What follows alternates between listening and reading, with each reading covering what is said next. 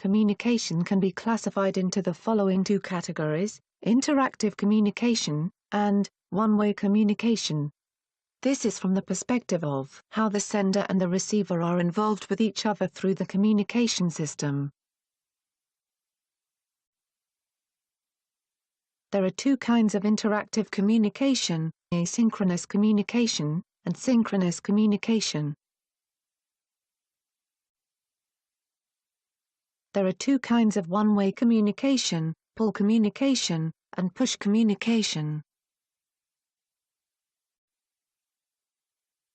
A communication in which the two communicating entities have to be present on both ends of the communication line at the same time. It's a live, real-time communication. If you are not present when the sender is sending the message, you miss the message. Speaking with someone face-to-face and conversing with someone on the telephone are two examples of synchronous communication. A communication in which the two communicating entities do not have to be present on both ends of the communication line at the same time. Email is an example of asynchronous communication because when the sender of the email pushes the send button, the intended recipient of the email message does not have to be logged on to the email server. The recipient can log on later, retrieve the message, and read it. In this kind of communication, the receiver pulls the information from a pool of information.